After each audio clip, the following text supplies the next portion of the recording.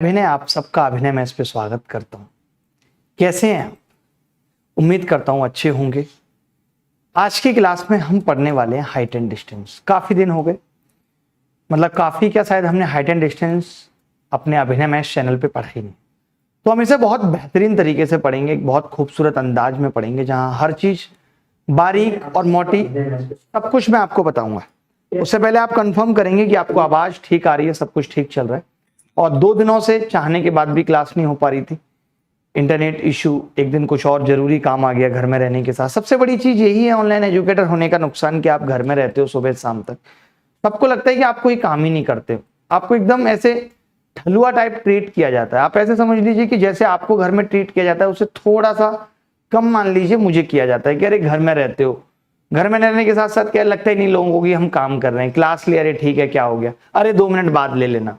Mummy, अरे चल चाय बना के दे दे, क्या हो गया, चलिए मटर छील ले, चलिए आलू छौंक ले। ये सब चीजें हमारे साथ भी होती हैं जो आपके साथ हो रही हैं घर पे रहने के साथ। जैसे ही लॉकडाउन खुलेगा सारी चीजें ठीक होंगी, हम भी दिल्ली शिफ्ट हो जाएंगे और अपने वर्क प्लेस से काम करेंगे। अभी घर पे ही सब हो रहा है, आप भी घर पे ही होंगे। दूसरी सबसे बड़ी चीज कि अभी हम हाइट एंड डिस्टेंस इधर पढ़ेंगे, मैं हर एक चीज बताऊंगा बारीक। हाइट एंड डिस्टेंस क्या है, कैसे इसकी शुरुआत हुई, इसके अंदर क्या क्या काम की चीजें, उन सब पे हम बात करेंगे। उसके बाद हम बहुत सारे अच्छे अच्छे सवाल करेंगे, बट उसके बावजूद मैं चाहूंगा कि कुछ प्रीवियस ईयर सवाल भी आप करें, जिसके लिए 9:30 बजे मैंने आपकी स्पेशल क्लास लगाई हुई है, जहां 1 घंटे हम 20 से 22 सवाल 2019, 18, 17 में आए हुए हाइट एंड डिस्टेंस के डिस्कस करेंगे। तीसरी बात कि कल पूरे दिन आपकी प्रॉफिट लॉस की स्पेशल क्लास है। हाइट एंड डिस्टेंस इस बैच में चलेगी, आज चलेगी, कल चलेगी, जरूरत होगी तो परसों भी चलेगी। 3 क्लासेस में खत्म कर लेंगे। साइड बाय साइड कल 6 घंटे की फ्री स्पेशल क्लास आपकी प्रॉफिट लॉस की है, उसके लिंक भी डिस्क्रिप्शन में आपको दे दिए जाएंगे। 9 बजे, 1 बजे और 5 बजे वो भी अटेंड करिए, प्रॉफिट लॉस खत्म करिए, जहां हम बेसिक से लेकर के उसको निष्कर्ष तक पहुंचाएंगे। तो चलिए शुरू करते हैं आज की क्लास। और इस क्लास में जानेंगे सबसे पहले, ये ट्रिग्नोमेट्री का ही एक पार्ट है। हाइट एंड डिस्टेंस आपके सामने लिखा हुआ है। हाइट एंड डिस्टेंस का मतलब ही है कि हाइट से दूरी को देखना या दूरी से ऊंचाई को देखना। 2 इसके मायने हैं, या तो ऊंचाई पे हूं और दूरी को देख रहा हूं, या दूरी पे हूं ऊंचाई को। शायद ये बात इस तरीके से आपको समझ नहीं आई होगी, तो इसको समझने का एक और तरीका हो सकता है कि बालकनी में से उसे देखना और सड़क पे चलते हुए बालकनी में झांकना ही हाइट एंड डिस्टेंस है। जब आप बालकनी से नीचे उसे देख रहे होंगे, आपकी नजर कितना झुक रही है ये बताएगा कि एंगल ऑफ डिप्रेशन क्या है। और डिप्रेशन में ही नजरें नीचे झुकती हैं, बट ये वो डिप्रेशन नहीं है अवसाद वाला। इस डिप्रेशन का मतलब है अवनमन कोण, ठीक है। जब नीचे से आप बालकनी में देख रहे होगे तो आपकी नजर कितनी उठ रही है, कितना कॉन्फिडेंस आपके अंदर है, this is called angle of elevation. इसे हम उन्नयन कोण कहते हैं। तो इन उन्नयन कोण, अवनमन कोण के बारे में एक बार चित्र से समझते हैं। दूसरी चीज कि क्या क्या और रेशियोज हैं जो हमें याद रखने हैं, या जो काम की चीजें हैं जो सवालों के अंदर इस्तेमाल होंगी। उसके बाद फिर हम सीधे सवालों पे आ जाएंगे। तो आप देख पा रहे हैं, उम्मीद है। तो चलिए शुरू करते हैं। हाइट एंड डिस्टेंस, ऊंचाई और दूरी, ठीक है। तो ऊंचाई दूरी के अंदर सबसे जो काम की चीज होती है वो है दोस्तों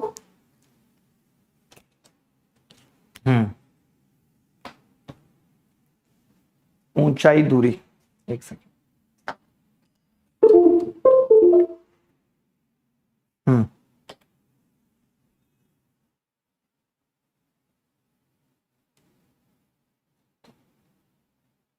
बैटरी आई थिंक नहीं, कोई बात नहीं। देखिए, ऊंचाई दूरी, हाइट और डिस्टेंस, इसके अंदर क्या क्या चीजें हैं काम की।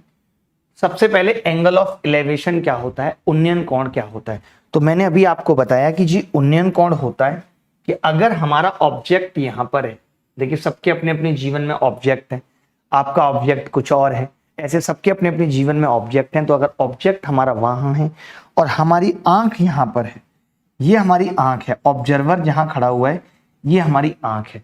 तो यहां से जब हम पी को देख रहे हैं, यहां से जब हम पी को देख रहे हैं तो हमारी नजर कितना उठ रही है, जमीन से हमारी नजर कितना कोण बना रही है। दिस कोण is called angle of elevation. This कोण is called angle of elevation, यानी ये क्या है, उन्नयन कोण है। उन्नयन कोण, इसी को हम कहते हैं उन्नयन कोण, ठीक है। ऊपर लिखा हुआ है, ये लाइन ऑफ ऑब्जर्वेशन है, जिस लाइन में ऑब्जर्व किया जा रहा है ये हॉरिजेंटल लाइन कहलाती है। तो आप एंगल ऑफ एलिवेशन समझ गए कि जब नीचे से मैं ऊपर देखता हूं तो क्या एंगल मेरी आंखें बना रही हैं, वो क्या कहलाएगा, एंगल ऑफ एलिवेशन कहलाएगा। दूसरी बात, एंगल ऑफ डिप्रेशन। अवनमन कोण क्या है कि मैं यहां पर बैठा हूं, अब मेरी आंख यहां पर है, मैं ऑलरेडी बालकोनी में बैठा हूं, मेरा ऑब्जेक्ट यहां पर है जिसको मुझे देखना है, मेरा ऑब्जेक्ट यहां पर है, तो मेरी नजर कितना झुकेगी, कितना मैं नीचे की तरफ हूं, ये इस लाइन से कितना एंगल हॉरिजॉन्टल लाइन बना रही है, ये क्या कहलाएगा, एंगल ऑफ डिप्रेशन, अवनमन कोण जिसको कहते हैं, अवनमन कोण। ठीक है। अच्छा, एक चीज आप देखेंगे कि अगर ये ऑब्जेक्ट इसको देखे तो देखिए शिद्दत दोनों तरफ से बराबर होती है। मिलन का मतलब ही तभी है कि जिस शिद्दत से तुम देख रहे हो उस शिद्दत से ही मैं देखूंगी तो बात बनेगी, वरना देखने का फायदा कोई नहीं है। तो वही सेम चीज यहां पर है कि अगर ये एंगल थीटा है तो ज्योमेट्री से आप जानते हैं कि ये एंगल ऑफ अल्टरनेट होगा, यानी अल्टरनेट एंगल होंगे, एकांतर कोण होंगे, तो ये थीटा इस थीटा के बराबर होगा। यानी कि अगर ये बंदा इसको देखेगा तो एंगल ऑफ एलिवेशन भी यही होगा। तो हमें यहां से ये पता चल गया कि एंगल ऑफ एलिवेशन और एंगल ऑफ डिप्रेशन दोनों ही क्या होते हैं, बराबर होते हैं। यहां से मुझे ये पता चल गया कि angle of depression, angle of elevation दोनों क्या होते हैं, बराबर होते हैं। तो अभी तक हमने जाना हाइट एंड डिस्टेंस क्या है, ऊंचाई से दूरी को देखना, दूरी से ऊंचाई को देखना। दूरी से ऊंचाई को देखने पे जितनी नजर उठ रही है वो एंगल ऑफ एलिवेशन है, और ऊंचाई से दूरी को देखने पे जितना नजर झुक रही है वो एंगल ऑफ डिप्रेशन है। इतनी सी बात हमने समझ ली। कमाल की बात है कि आज 1000 लाइक्स हैं और सिर्फ 2 डिसलाइक हैं, सिर्फ 2। ये चीज बड़ा अच्छा लगती है और खुशी देती है। हमारे साथ एन के सौरभ जुड़े हुए हैं और हमारे साथ अपरजिता झा हैं, कुमार पवन सिंह हैं, ललित यादव हैं, स्टडी पॉइंट हैं। ये हमारे साथ 2-4 नाम हैं जो जुड़े हुए हैं लड़के, आगे भी जुड़ते रहेंगे तो बात करेंगे। ठीक है। अब बात आती है कि कुछ एंगल ऑफ एलिवेशन फिक्स हैं जिनका रेशियो हमें पता रखना है। कैसे? तो इसके लिए आपको ट्रिग्नोमेट्री की कुछ रेशियो पता होनी चाहिए। जैसे हमें पता होना चाहिए कि भाई टेन थीटा जो होता है वो p/b होता है नहीं। साइन थीटा जो होता है वो p/h होता है। साइन थीटा p/h होता है। तो दिख ही नहीं रहा है कुछ, ऐसा कैसे हो गया भाई? आपने वो किया नहीं था जूम? ठीक। कॉस थीटा b/h होगा। ठीक है, कॉस थीटा b/h होगा। तो मैं ये कह रहा था जैसे 10-30 की बात करूं मित्रों में, मित्रों नहीं बोलेंगे। देखिए मेरी कसम है आपको कि आप मित्रों नहीं बोलेंगे। जब भी आपने मित्रों बोला गड़बड़ हो जाएगी, प्लीज डोंट से मित्रों। तो 10-30 कितना होता है? 1/√3 और ये होता है जी p/b। बहुत अच्छे अच्छे सवाल हम करेंगे। ये होता है p/b। तो मैंने कहा कि इसका मतलब 30 के केस में, इसका मतलब 30 के केस में p को 1 लिया जा सकता है, p को 1 लिया जा सकता है और b को √3 यानी बेस को √3 लिया जा सकता है। अब अगर आप पाइथागोरस लगाएंगे √3 और 1 तो 3 और 1 का मतलब 4 का √2, हाइपोटेनस क्या आ जाएगा? 2। तो आपको ये बात याद रखनी है कि ये आपको ज्योमेट्री में भी जरूरत पड़ेगी, इसीलिए मैं कह रहा हूं याद रखो कि अगर ये 30 डिग्री है तो ये 1 होगा, ये 2 और ये √3। ये 30 वाली बात याद रखनी है। सिमिलरली आपको पता है कि जैसे ये 60 डिग्री, अगर वो 30 है तो ये 60 होगा, यानी हम समझ गए कि 60 के सामने क्या होगा? √3 होगा। यानी 60 वाले केस में क्या होगा? परपेंडिकुलर जो होगा वो √3 होगा। वो आपके सामने है कि अगर एंगल ऑफ एलिवेशन 60 है तब उसके सामने √3 और ये 1। तो 60 वाला भी आपको इस तरीके से याद रखना है। और क्या क्या बातें याद रखनी है, फिर हम सीधे सवालों पे चलेंगे। 45 डिग्री के केस में देखिए, 45 के केस में आप जानते हैं कि अगर ये 45 डिग्री है तो ये भी 45 डिग्री होगा। अगर ये दोनों 45 डिग्री हैं तो मैं ये कह सकता हूं कि ये इक्वल होगा, दोनों ये दोनों इक्वल होंगे। और अगर ये दोनों इक्वल होंगे तो मैंने 1-1 ले लिया दोनों को। अब अगर मैं पाइथागोरस लगाऊं तो 1-1 का स्क्वायर 2, √2 आ जाएगा ये। तो 45 के केस में परपेंडिकुलर और बेस दोनों ही 1-1 होते हैं और ये कितना होता है? √2।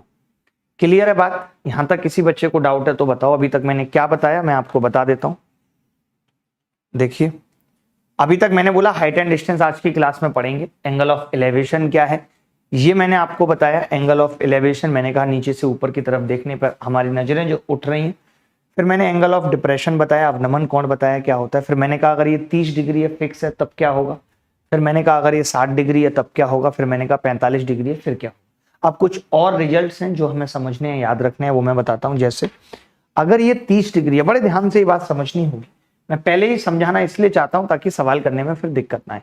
अगर ये 30 है और ये 45 है, हमेशा एक बात याद रखना कि जब हम आगे की तरफ बढ़ेंगे तो एंगल बढ़ेगा। आप खुद देख सकते हैं, आप खुद देख सकते हैं कि ये एंगल पहले इतना था, फिर ये एंगल इतना कम हो गया, यानी जितना ये कम हो गया उतना इसको बढ़ना पड़ेगा कि नहीं।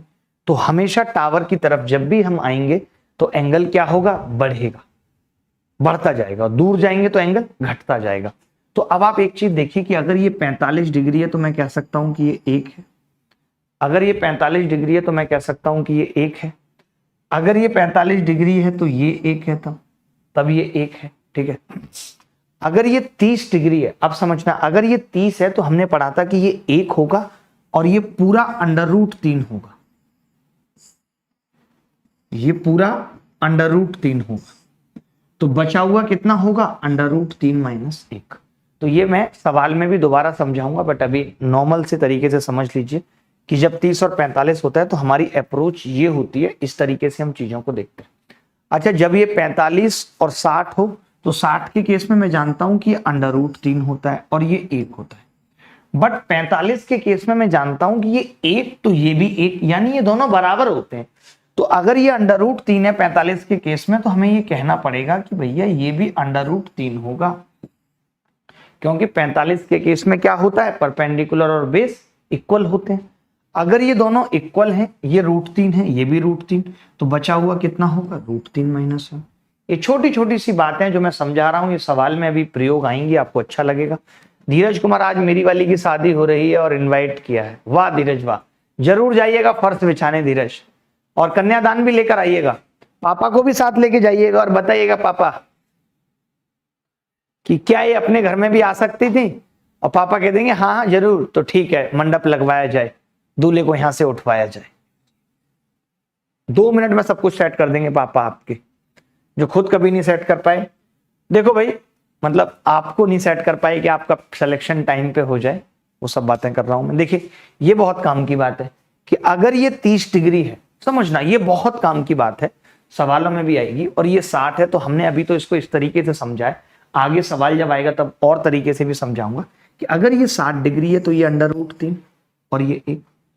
अब मुझे पता है कि 30 के केस में ये तो 1 होता है और ये √3 यही होता है। तो मैंने कहा भैया 1 की जगह √3 है, तो √3 की जगह √3 से मल्टीप्लाई, यानी 3 हो जाएगी, यानी ये पूरी कितनी आ गई, 3। अब मैंने कहा ये √3, ये 1, ये 3 है, तो बची कितनी। अब आप कहो तो इसको एक और तरीके से समझा दूं, 2, जिसमें आपको इतना लफड़ा ही ना पड़े। पहले तो आपने एक तरीका ये समझ लिया 2 का, मैं एक और बताना चाहता हूं फटाफट से, एक और तरीका। INS विक्रम सर, मैं न्यू स्टूडेंट हूं, स्वागत है INS आपका। अब से हम बहुत सीरियस होने वाले हैं आज की क्लास में। आपको लग भी रहा होगा कि अब कोई भी समस्या जीवन में नहीं है, तो सारी क्लासेस सब कुछ बहुत अच्छे से चलेगा। हेल्थ भी आपकी दया से एकदम ठीक है, एकदम चंगे हैं। सर मैं बीकानेर वाली का इंटरव्यू कीजिए, ठीक है। अपरिचिता, यार आप उसका इंटरव्यू हम क्यों नहीं कर रहे हैं, मुझे समझ नहीं आ रहा, बार बार हमसे ये बात मिस हो जा रही है। ठीक है ठीक है, जब बच्चे, अब इसको डालो आप, एक बार उन्हीं को डालो आप कि इंटरव्यू के लिए सर को पुश क्यों नहीं किया आपने, पिंग क्यों नहीं किया, लिखो आप। नहीं नहीं नहीं, उनको। अब दोबारा देखना भाई, एक चीज समझना दोबारा ध्यान से।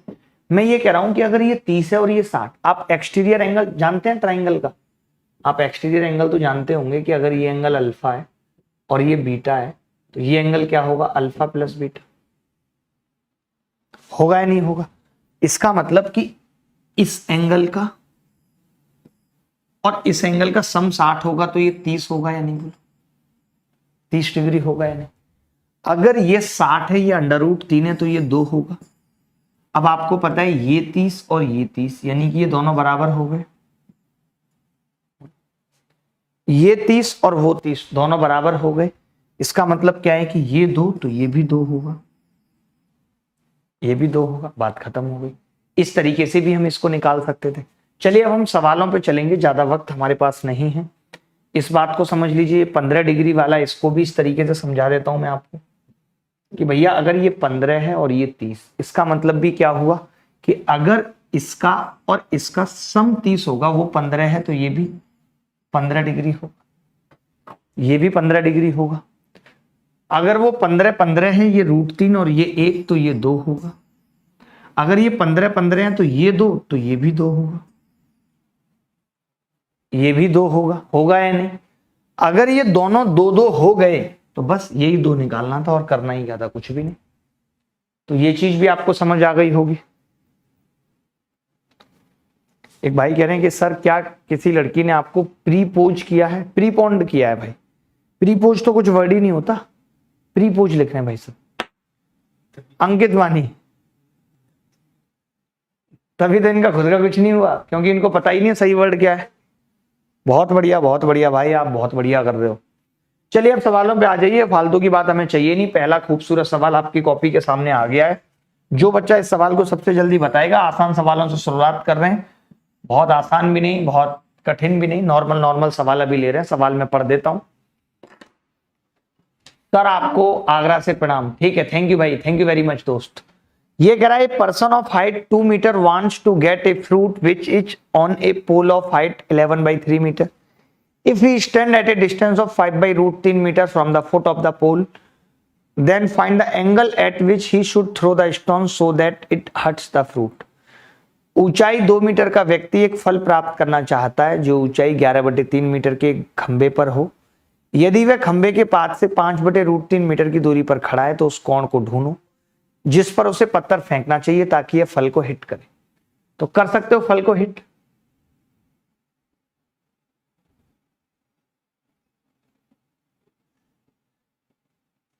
नाम था उसका सपना गुरुजी, बट वो हकीकत दिखा गई। बहुत बढ़िया। अविरल शुक्ला हमारे साथ जुड़े हुए हैं, बहुत बहुत स्वागत है अविरल जी आपका। अविरल अपने आप में बड़ी हस्ती बनने की कोशिश करते थे, फाइनली इनको हस्बैंड की टांग तोड़नी पड़ी।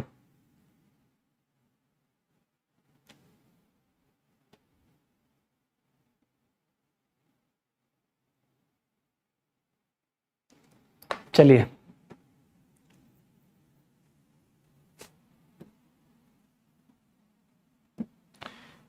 ऊंचाई 2 मीटर का व्यक्ति एक फल प्राप्त करना चाहता है तो ऊंचाई 11/3 मीटर के एक खंबे पर हो। देखिए 2 मीटर आदमी की ऊंचाई है, 2 मीटर, ठीक है। जो ऊंचाई 11/3 मीटर एक खंबा है, ये लो जी, 11/3 मीटर का एक खंबा है। अब यहां से इसको डेल मारना है, आपने जामुन तोड़ी होगी खूब, और बताना है कि किस एंगल पे ये डेल मारे। सवाल में क्या क्या दिया हुआ है? 5/√3 दूरी दे रखी है, ये दूरी 5/√3 दे रखी। मैंने इसको इससे मिला दिया तो ये डिस्टेंस भी 5/√3 होगी। आप बताइए कि अगर ये 11/3 है पूरी, तो 2 अगर मैं घटा दूं 11/3 में से, 11/3 में से 2 घटाऊंगा तो 5/3 बचेगा। ये दूरी 5/3 आ जाएगी। अब ये एंगल आपसे पूछ रहा है थीटा। अब देखिए कई सारे लोग तो इसका रेशियो आसानी से निकाल लेंगे, कई थोड़ा नहीं निकाल पाएंगे, बट मैं फिर भी बता रहा हूं कैसे निकलेगा। आप देखेंगे जी 5 से तो 5 कट गया, अगर √3 की इधर उधर गुणा कर लूं तो ये 1 बचेगा और ये √3। अब आप ही बताइए अगर ये √3 आ रहा है और ये 1 आ रहा है तो ये एंगल थीटा कितना होगा? 60 डिग्री, क्योंकि 60 डिग्री के केस में ही ये √3 और 1 आता है। 60 डिग्री के केस में ही ये √3 और 1 आता है। बताइए भाई, 60 डिग्री के केस में ही ये √3 और 1 आता है। Is it clear? सर आपको हिंदुस्तान से प्रणाम है। अरे वाह वाह वाह, क्या शब्द लिखा है हिंदुस्तान से, सही बात है। बहुत बढ़िया बेटे, बहुत बढ़िया। आप इसी तरीके से आगे बढ़ते रहें और हिंदुस्तान को छूते रहें। देखिए अगला सवाल, ये बाज का सवाल है। बाज ने सांप देखा है, सांप आस्तीन में भी होता है लेकिन बाज वहां नहीं देख सकता, वहां पसीने की स्मेल होती। देखिए ध्यान से, सवाल क्या है?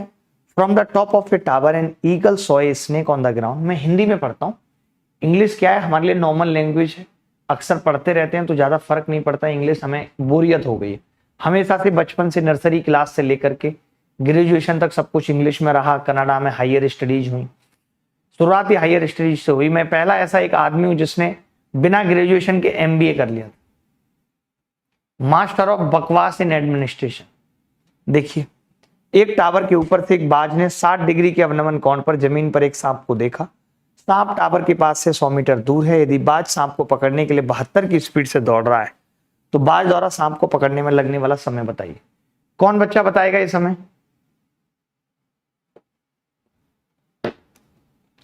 एक बच्चा कह रहा है पिछले सवाल का आंसर 30 डिग्री है। एक बार देखना पड़ेगा यार, ये 5/3 है, तो मैं 5/3 अगर मैं tan थीटा ही कर लूं सीधे, tan थीटा बराबर, तो tan थीटा बराबर होगा 5/3/5/√3, यही होगा। तो अब ये कितना होगा? 5 से 5 कट गया, 1/√3। सही बोल रहे, मैंने भी शायद क्या मिस्टेक कर दी, कुछ मिस्टेक नहीं की मैंने ये कर दी कि 3 से गुणा कर रहे हैं तो ये √3 आ रहा है, करेक्ट कर लीजिए एक बार, और ये 1 आ रहा है, ये 1 आ रहा है, तो ये 1 और ये √3 तभी आता है जब ये एंगल 30 डिग्री का, 30 डिग्री। ठीक है, मैंने आपके कमेंट पे ध्यान दिया, थैंक यू, आपने बताया कि हमने मिस्टेक कर दी है, वो रेशियो लेने में हमने मिस्टेक कर दी। कोई बात नहीं, आप ये वाला सवाल देखिए, आपने देख ही लिया होगा। कई बच्चों ने उत्तर भी निकाल दिया, आसान सवाल ही था, 1-2 सवाल स्टार्टिंग के आसान रहते हैं। कि ये पोल पे बैठा है बाज, जो अपनी आदत से कभी बाज नहीं आया, और यहां पे है जी सांप, मतलब सांप किसका नाम लिखे यहां पे, कौन है सांप? ठीक है, 100 मीटर की दूरी पर है, ये दूरी 100 मीटर है, और ये 60 डिग्री का कोण है। इन्होंने क्या बोला? अवनमन कोण 60 है। देखिए मैं फिर से बता रहा हूं, अवनमन और उन्नयन बराबर होते हैं, अगर ये 60 है तो ये भी 60 होगा। ठीक है, अब हम ये जानते हैं कि भाई अगर ये 60 है तो ये √3, ये 1 और ये 2। अगर 1 की वैल्यू 100 मीटर है, अगर 1 की वैल्यू 100 मीटर है तो 2 की क्या होगी? 200 मीटर। अगर 1 की वैल्यू 100 मीटर है तो 2 की क्या होगी? 200 मीटर। ये बात क्लियर है? यानी बाज को ट्रेवल कितना करना है, ये सबसे पहला जरूरी काम है। देखिए एक बात बताइए, स्पीड आपको दे रखी थी, आपको पता है उत्तर सेकंड में आ रहा है, तो आपने स्पीड को क्या है, मीटर पर सेकंड में भी बना लिया। 5/18 से गुणा करके 20 मीटर पर सेकंड, आपने क्या किया? 20 मीटर पर सेकंड कर लिया उसको। ठीक है, अब दूरी कितनी चलनी है, स्पीड आपको पता है, टाइम आपको निकालना है। टाइम क्या होता है भाई? Distance upon speed.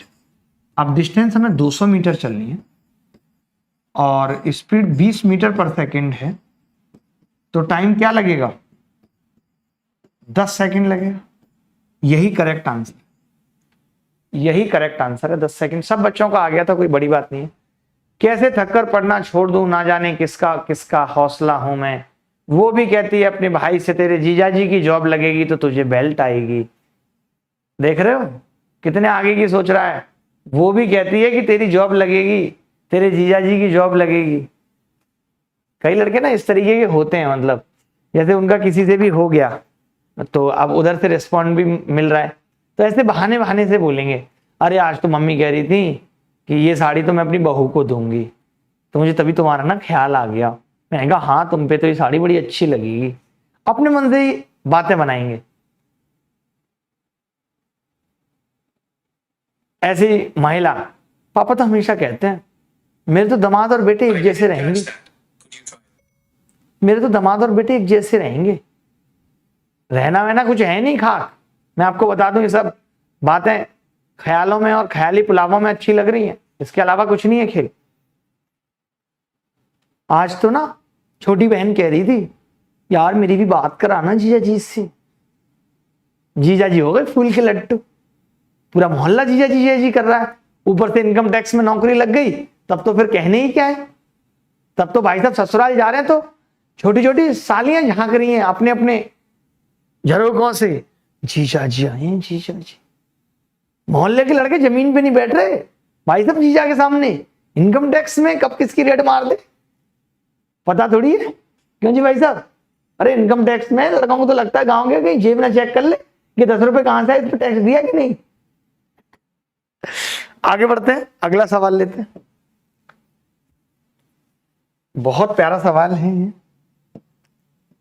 थोड़ा सा फास्ट करेंगे सवाल, तभी मजा आएगा। मेरी 9:30 बजे वापस भी क्लास हाइट एंड डिस्टेंस की ही है, जहां हम प्रीवियस ईयर क्वेश्चन करेंगे हाइट एंड डिस्टेंस के। ये कह रहा है from the top of a building the angle of depression of two buses on the ground on the same side of it are observe to be 60 degree and 30 degree respectively and the distance between the object is 420√3 metre. Find the height of the building. एक इमारत के ऊपर से एक ही तरफ जमीन पर दो बसों के अवनमन कोण 30 और 60 देखे जाते हैं। बसों के बीच की दूरी 420√3 है। तो इमारत की ऊंचाई बताइए फटाफट से, सेकंड्स के अंदर आंसर आ जाना चाहिए। शीशे की उम्र क्या लिखी आखिर भी साथ क्या, टूटा जो दिल किसी का तो हैरत की बात क्या।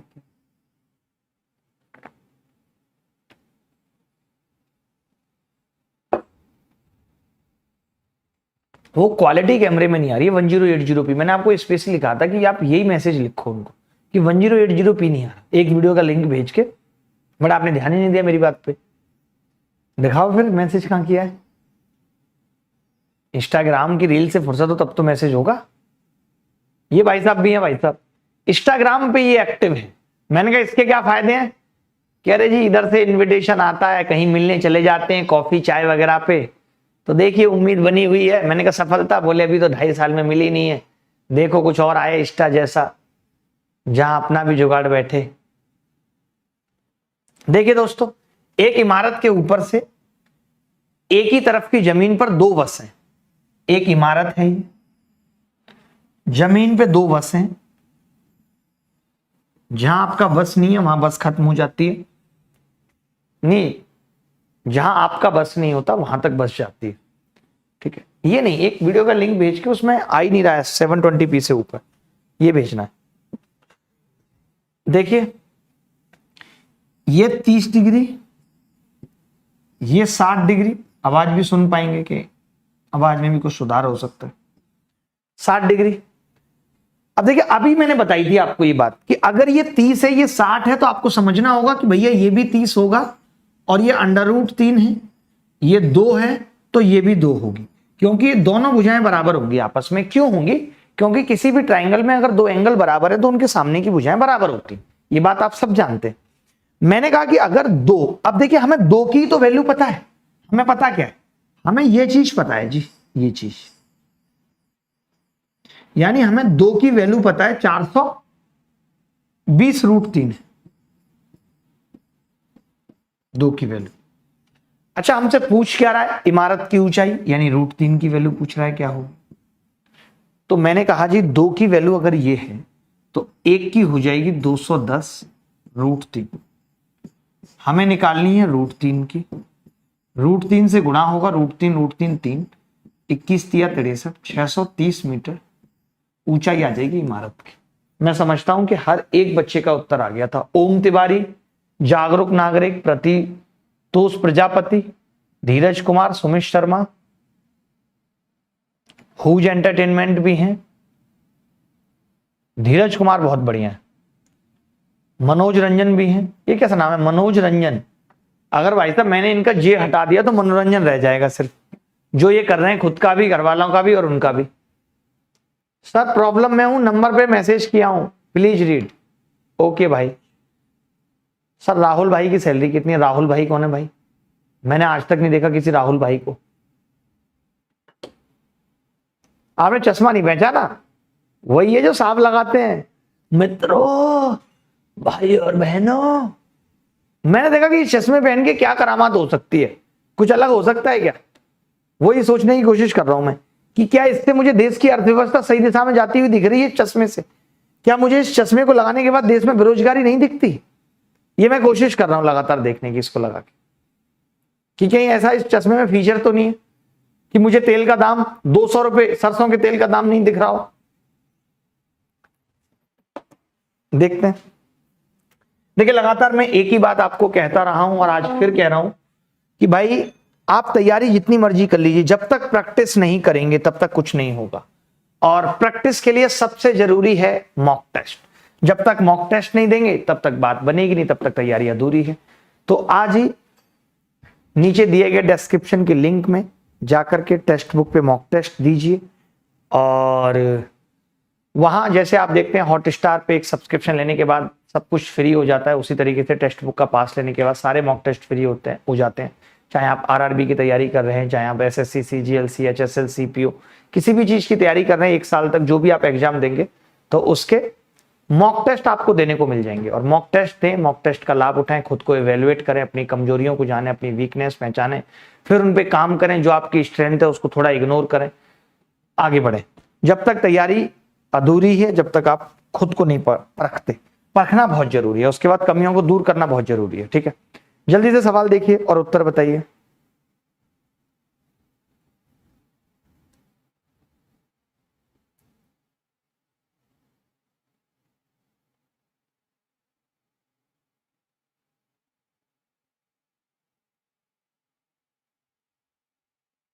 देखिए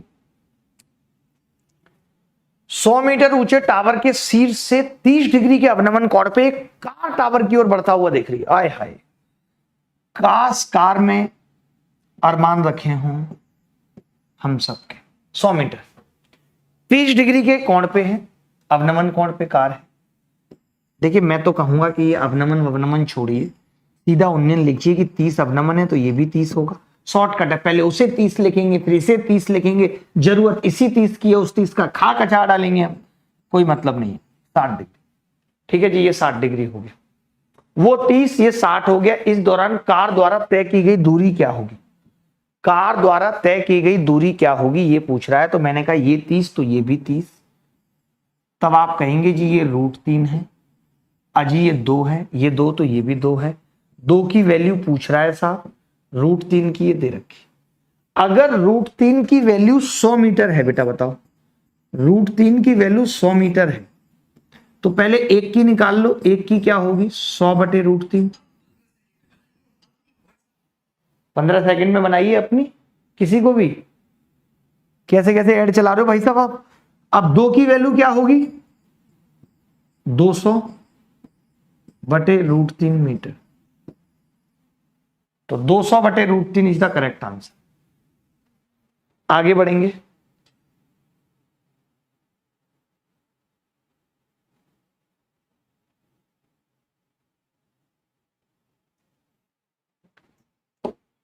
आगे बढ़ते हैं। अगला सवाल ये है, ये मैंने सिर्फ इसलिए बता दिया, इसको मैं फटाफट से बताऊंगा। अभी तो आपको उत्तर याद होगा, आप झट से बता देंगे, बट काफी बच्चे ऐसे होंगे जिनको बेचारों को उत्तर भी नहीं याद होगा, तो जल्दी से वो लिखेंगे। बेटा एक बात लिखनी है आप सबको जो नए हैं बच्चे, ताकि आगे कभी दिक्कत ना आए, कि एक टावर के दोनों ओर कोण है और एक अल्फा है और एक 90 - अल्फा है, यानी कि दोनों एंगल का सम 90 है।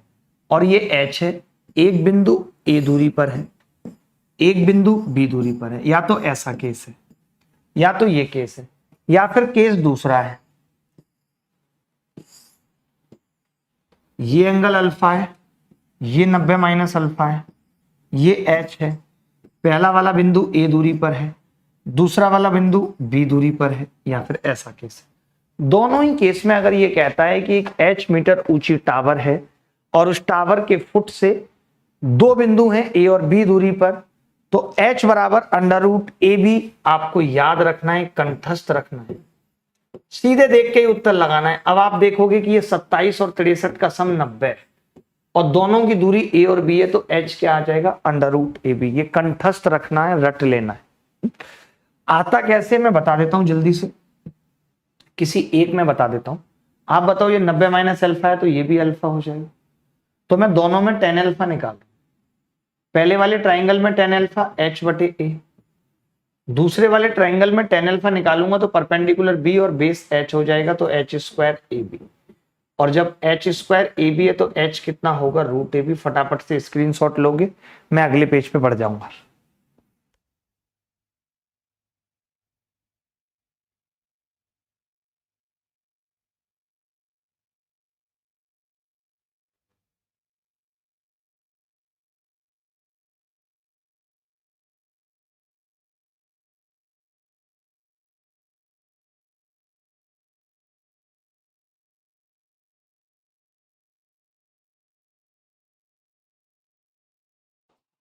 चलिए आगे बढ़ते हैं, आगे बढ़ते हैं अगले सवाल की तरफ। ये देख लीजिए, इस टाइप के सवालों में भी मैं आपको बताना चाहता हूं, कुछ मैं सिखाना चाहता हूं नया आपको। आप सवाल पढ़ लीजिए, उसके बाद सिखाऊंगा कि क्या काम की चीज है। अभी आप देखेंगे जी कि the angle of elevation of the top of a building and the top of a chimney on the roof of the building from a point on the ground are x and 45 degree respectively. The height of the building is h meter. Find the height of the chimney. एक इमारत के शीर्ष और जमीन पर एक बिंदु से भवन की छत पर चिमनी के शीर्ष का कोण क्रमशः x और 45 डिग्री है। भवन की ऊंचाई h मीटर है। चिमनी की ऊंचाई ज्ञात करें। देखिए क्या सिखाना चाह रहा था मैं, ये कह रहा था एक इमारत के शीर्ष और जमीन पर, यानी the angle of elevation of top of a building and the top of A chimney on the roof of the building from a point on the ground. एक छत पे एक रूफ है, देखिए ये छत है और उस छत पे ये चिमनी है, ये छत है।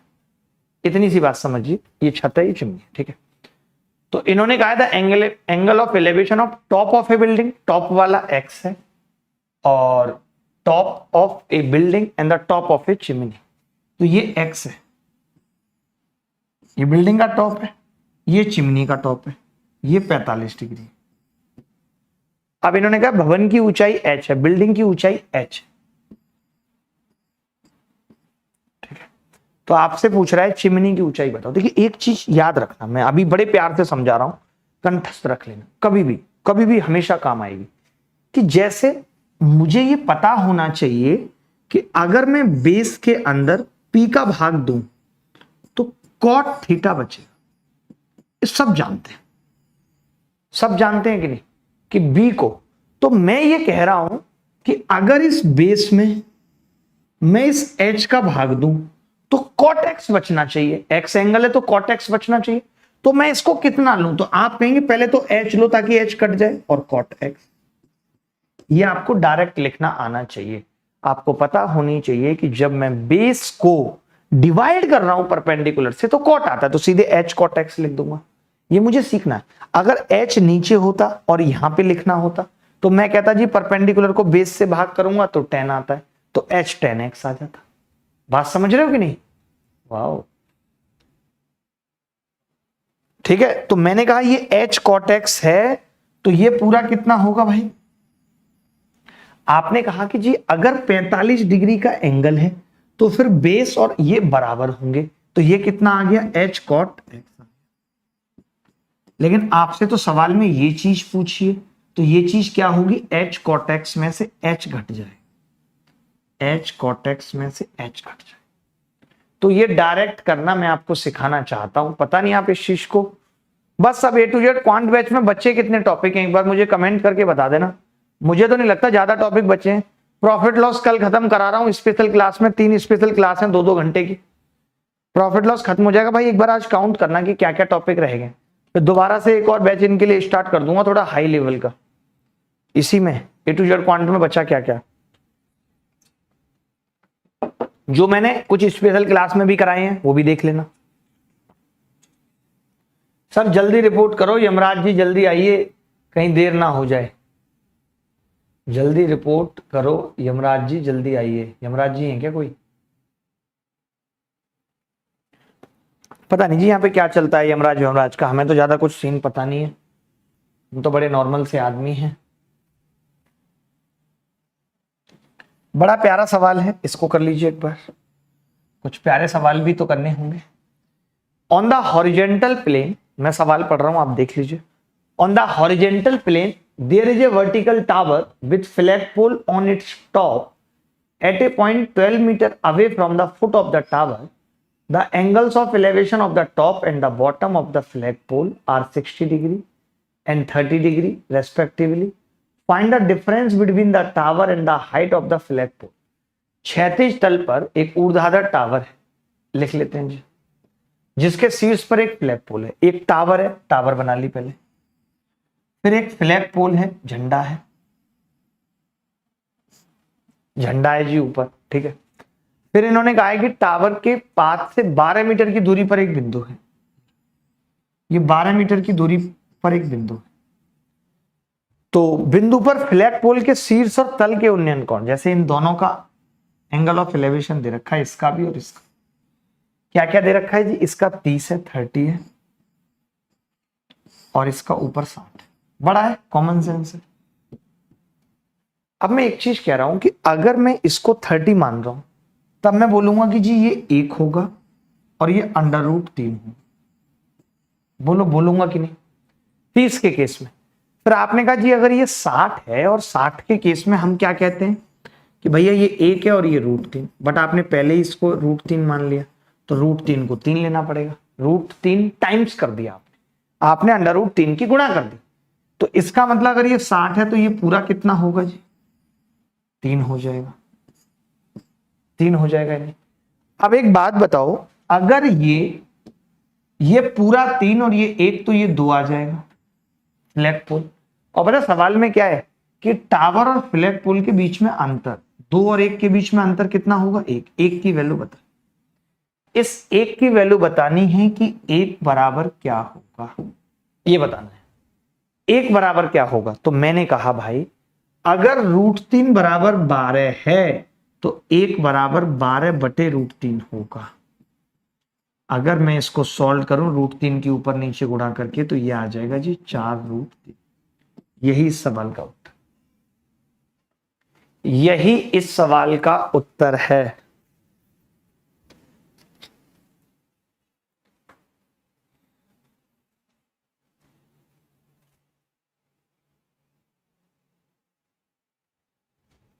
बताएं जी क्या उत्तर है?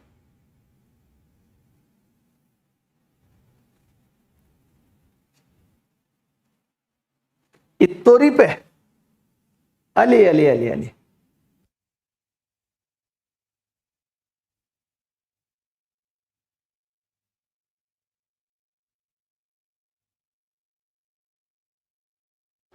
ये सवाल देखना भाई,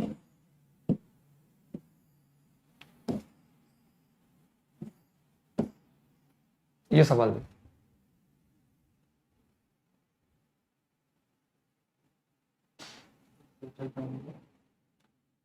बताइए क्या उत्तर होगा? संदीप कुमार सिल्लू, मैंने सारी वीडियोज के लिंक दिए हैं। आज भाई आप जो मैंने भी रिसेंटली स्पेशल क्लास में जो ट्रिग्नोमेट्री पढ़ाई थी, उसके लिंक एक बार इनको और डाल दो लास्ट वाली वीडियो में, ताकि अगर किसी को और भी आगे सीखना है और भी बहुत कुछ सीखना है तो वहां से सीख सकता है।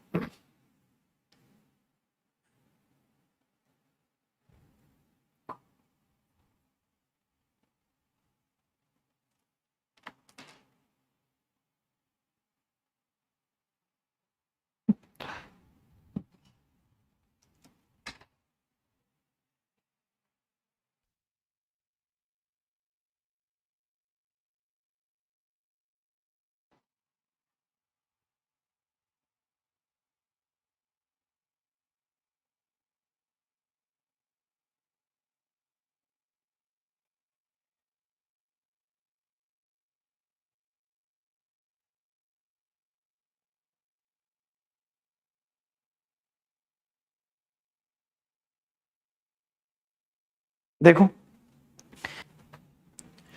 एक पक्षी जब जमीन से 3000 मीटर की ऊंचाई पर उड़ान भरता है तो वह दूसरे पक्षी के ऊपर एक पल में लंबवत गुजरता है। जब जमीन पर उसके उन्नयन कोण क्रमशः 60 और ये होते हैं। ठीक है। A bird when flying at a height of 3000 meter from the ground passes vertically above another bird at an instant when the angle of elevation on the ground are 60 degree and 45 degree respectively. Find the vertical distance between the birds at। देखिए एक word यहां उड़ गया, एक word यहां उड़ गया और एक वर्ड है। ठीक है। अब ये जिसके ऊपर से उड़ रहा है ये 3000 मीटर की ऊंचाई पे उड़ रहा है। एक का एंगल और दोनों के एंगल दे रखे हैं सवाल में। एक ही बिंदु से हमने मेजर किया है दोनों को। तो जब जमीन पर उनके उन्नयन कोण क्रमशः 60 और 45 डिग्री है, ये 45 डिग्री है, ये 60 डिग्री है। तो बहुत सिंपल सी बात है कि अगर ये 45 है तो हम बोलेंगे कि ये भी एक और ये भी एक, बोलेंगे या नहीं? अगर ये एक है और ये 60 है तो हम बोलेंगे √3, यानी ये पूरा √3 है।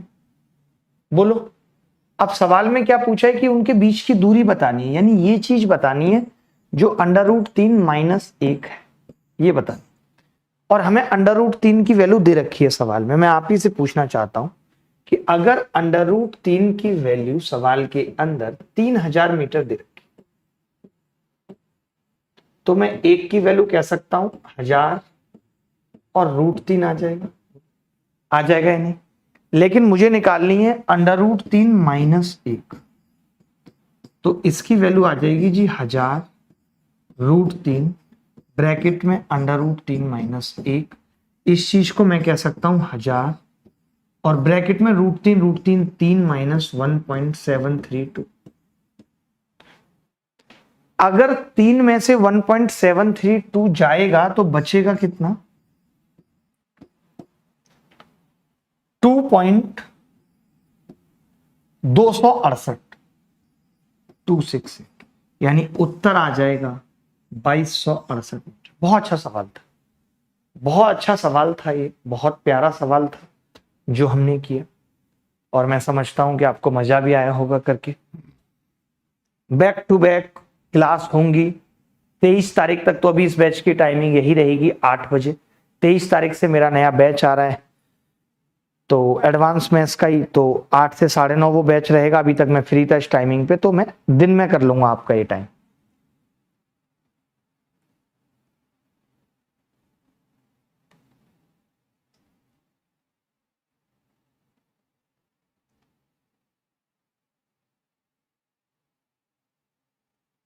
आगे बढ़े, अगला सवाल।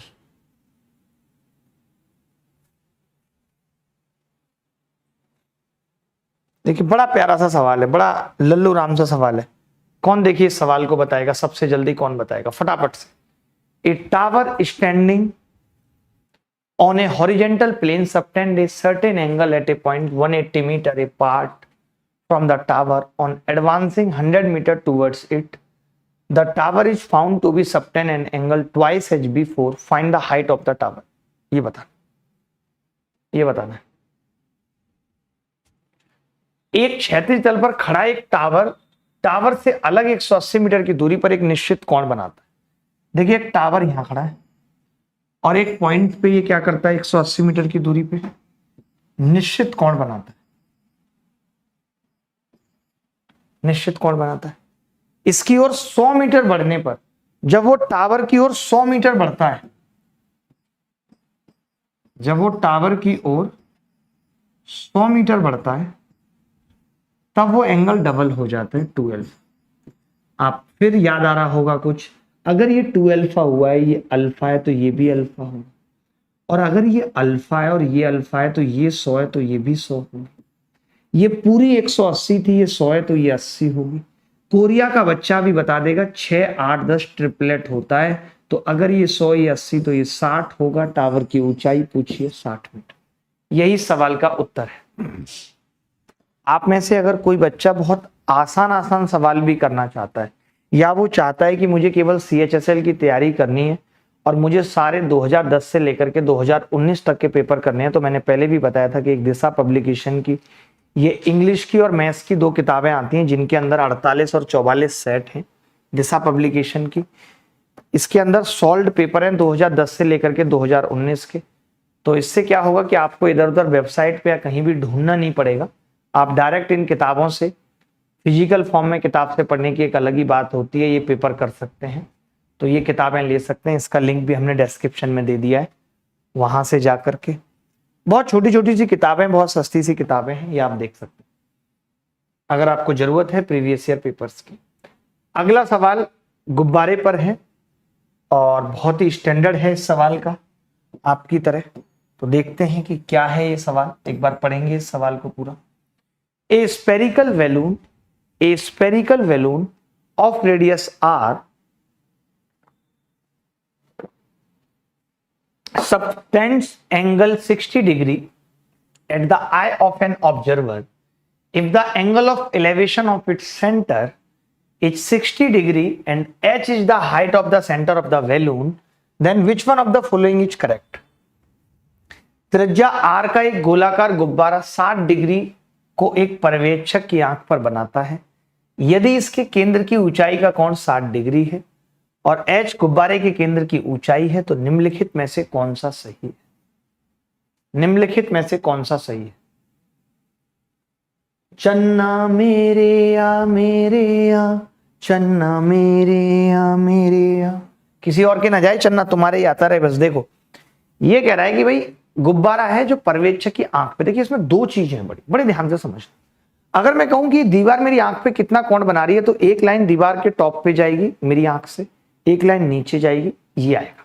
जैसे मान लेते हैं कि एक टावर यहां खड़ी है, इस बात को समझो, और कोई कहे कि इसकी आंख पे कितने का कोण बन रहा है, तो आंख पे जो कोण बनेगा वो दिस विल बी।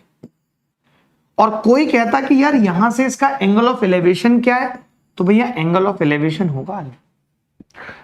आंख पे कोण बनने का मतलब है कि पूरा कवर किया गया है, उसको पूरा कवर किया गया है। ठीक है, जैसे देखो मैंने कहा कि एक गोलाकार आर त्रिज्या का एक गोला है और ये पर्यवेक्षक की आंख पे, ध्यान से देखना है, पर्यवेक्षक की आंख पे कितने का कोण क्रिएट कर रहा है, 60 डिग्री का कोण बना रहा है। तो आप सब ये बात जानते होंगे कि अगर हम इसको इससे मिलाएंगे तो ये रेडियस आर होगी और अगर इसको इससे मिलाएंगे तो ये 30 डिग्री रह जाएगा, 60 जो था। हम जानते हैं एक एक्सटर्नल पॉइंट से सर्किल पे अगर टेंजेंट खींची जाए तो वो बराबर भी होती है और अगर सेंटर से ये लाइन मिलाए तो ये इसका एंगल बाइसेक्टर होगी, ये हम जानते हैं। ठीक है, मैंने कहा कि भाई अगर ये 30 डिग्री का कोण है और ये आर है तो ये 2r होगा। आपने बोला क्यों? क्योंकि ये 1 होता है और ये 2 होता है। 60 डिग्री के केस में ये 1 होता है, ये 2, अगर ये r है तो ये कितना होगा, 2r होगा। बट इसने कहा कि इसके केंद्र की ऊंचाई का कोण भी गलत लिखा हुआ है, एक बार इसको थोड़ा करेक्ट कर लीजिए। यहां पे 45 कर लीजिए या 30 कर लीजिए, 45 लिख लीजिए, 40, यहां पे 45 करेक्ट कर लीजिए, वरना सवाल करने का मजा नहीं आएगा। हो तो जाएगा सवाल बट मजेदार नहीं रहेगा। ठीक है, तो मैंने कहा भाई अगर मैं यहीं से इसका एंगल नापूं सेंटर का, तो आप कह रहे हो कि जी ये 45 डिग्री, यानी कि ये 45 डिग्री। तो आपसे क्या पूछ रहा है? आपसे पूछ रहा है कि जी h बताओ। तो मैंने कहा कि अगर ये h आपको निकालनी है और ये 2r है, यानी कि ऐसे बन गया, एक ध्यान से समझना, ये 45 डिग्री, ये 2r और ये 1 पूछ रहे हैं। तो मैंने कहा ये 1 होता है, ये 1 और ये √2 होता है। अगर √2 की वैल्यू 2r है तो 1 की कितनी होगी, 2r बटे √2, यानी कितना आ जाएगा, r √2। कितना आ जाएगा जी, r√2। h कितना आ जाएगा, r√2। यही उत्तर है, h आ जाएगा r√2।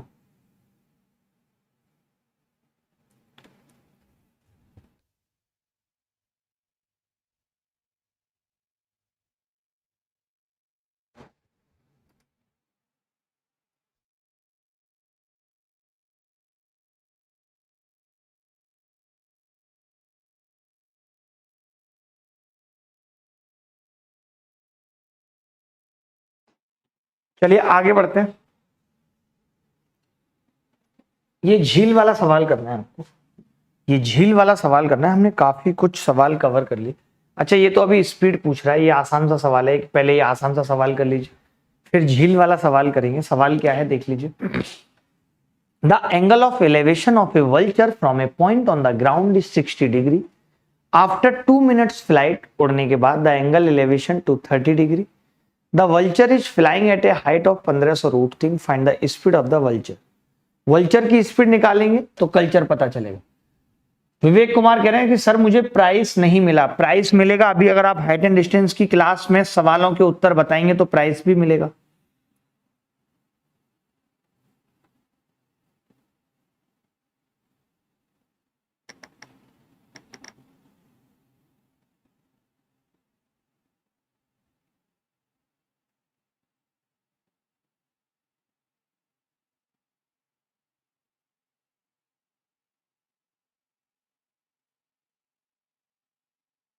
देखिए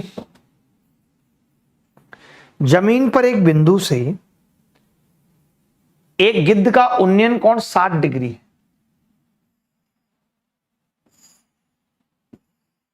60 डिग्री। 2 मिनट के बाद उन्नयन कोण 30 डिग्री हो जाता है। गिद्ध उड़ कैसे रहा है, मतलब कि गिद्ध आगे की तरफ जा रहा है। देखिए एंगल अगर पूछ रहा है तो आगे की तरफ जा रहा है, तभी 30 डिग्री हो, तभी 30 डिग्री होगा, वरना नहीं। अब इन्होंने कहा कि गिद्ध की ऊंचाई, जैसे जैसे बोलता है, अब मेरे दिमाग में आई कि गिद्ध इधर उड़ रहा होगा, तो मैंने कहा अगर इधर उड़ेगा तो एंगल बढ़ेगा, 60 से भी बड़ा होगा, बट छोटा था तो मैंने उधर उड़ा दिया। यही मतलब होता है और कुछ नहीं होता। अब गिद्ध 1500√3 की ऊंचाई पे उड़ रहा है, तो हमने एक बात कही भाई छोटी सी, हमने कहा कि अगर ये 60 डिग्री था तो हमने पहले ही कहा कि ये √3 होगा और ये 1 होगा। यहां से आपने कहा जी अगर ये √3 है तो ये वाला भी √3 होगा, और अगर ये एंगल 30 है और वो √3 है तो ये गुणा होगी √3 की, तो ये 3 होगा। अरे भाई आप इतनी सी बात अब तक नहीं समझ पाए कि अगर ये 30 है तो हम कहते हैं ये 1 और √3, अब 1 की जगह ही √3 आ गया तो √3 की जगह 3 नहीं आएगा, बोलिएगा। ठीक है, ठीक है। अब मैंने कहा कि इसका मतलब ये पूरी 3 है और ये 1, तो इस गिद्ध ने दूरी कितनी चली है, क्योंकि स्पीड बताने के लिए टाइम दे रखा है, दूरी चाहिए, तो मैंने कहा दूरी चली है जी इसने 2 ये रही और 2 ये होगी, एक ही बात है, कुछ भी लिखो। आपने कहा जी √3 की वैल्यू सवाल में 1500√3 है, तो मैंने कहा जी √3 की इतनी है, √3 से √3 कट गया, 1 की 1500, तो 2 की कितनी आ गई, 3000 मीटर, यानी 3 किलोमीटर। अब मैं ये कह सकता हूं कि इस आदमी ने 2 मिनट में, यानी गिद्ध ने 2 मिनट में 3 किलोमीटर चला, और मुझे 1 घंटे में बताना है, यानी 30 से गुणा करूं तो 60 मिनट में कितना चलेगा, 90 किलोमीटर। 60 मिनट यानी 1 घंटे में चली गई दूरी को स्पीड कहते हैं। 90 किलोमीटर 1 घंटे में चलेगा, यही उत्तर है। 90 किलोमीटर 1 घंटे में चलेगा, यही उत्तर है सवाल का। देखिए हम अपनी तरफ से पूरी कोशिश कर रहे हैं आपको बेहतर पढ़ाने की। अब तक जितनी भी क्लासेस हमने ली हैं, फुल इंटेंसिटी के साथ, अच्छे कंटेंट के साथ हमने सब कुछ पढ़ाया है। भाई इतने सवाल जहां तक ये है, पूरी पीडीएफ आप अभी अपलोड कर दोगे, ठीक है, जो मैंने बनाई है अभी मेरे पास है पीपीटी, एडिटेड डाल दोगे, जिससे बच्चों को ये रहे कि भाई ये जो पढ़ाया गया क्लास में वो ये था अभी, ठीक है। उसके बावजूद भी अगर आप नहीं पढ़ते हो तो सिर्फ आप रेस्पॉन्सिबल हो। अब आप ये बहाना नहीं कह सकते कि मैं पेड कोर्स नहीं खरीद पाया, मैं ये नहीं कर पाया, इसीलिए मैं नहीं पढ़ पाया। मैं अपनी तरफ से पूरी कोशिश कर रहा हूँ बेहतर से बेहतर अच्छा पढ़ाने की। अब हाइट एंड डिस्टेंस है तो उसमें भी 3-4 क्लासेस देने की, ताकि कुछ भी बाकी ना रहे।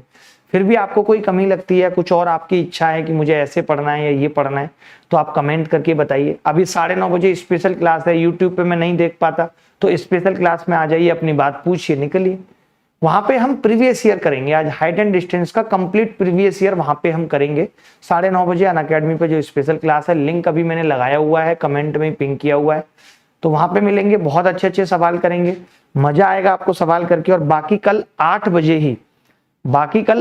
बजे ही हम अभिनय मैथ्स यूट्यूब चैनल पे हाइट एंड डिस्टेंस के पार्ट 2 में मिलेंगे, जहां हम वैसे सवाल करेंगे कि कोई उत्तर दिशा में जा रहा है, कोई दक्षिण दिशा में जा रहा है, एक पक्षी है, वहां से एंगल देखा। आपने देखा भी होगा कि सीपीओ में ऐसा उत्तर दक्षिण दिशा पे एक बहुत खूबसूरत सवाल पूछा गया। तो हाइट एंड डिस्टेंस पे अच्छे सवाल भी पेपर में पूछे जा रहे हैं। और एग्जैक्ट 8 बजे हम क्लास स्टार्ट कर देंगे, जैसे कि हमने आज कर दी थी। आज हमने शार्प स्टार्ट कर दी थी, हमने 1 भी मिनट लेट नहीं किया। यही हमारी आगे भी कोशिश होगी कि हम 1 भी मिनट क्लास लेट ना करें। यानी 8 बजे अगर क्लास रखी है तो 8 बजे ही उस क्लास को खत्म करें। तो आज की क्लास पढ़ के आपको कैसा लगा, कितना समझ में आया, नहीं आया, एक बार दोबारा देखेंगे। अगर आपका सीजीएल दूर है, उन लोगों तक भी क्लास पहुंचाइए जिनको पता ही नहीं है कि कोई ऐसा टीचर भी है जो इतना अच्छा और फ्री पढ़ा रहा है।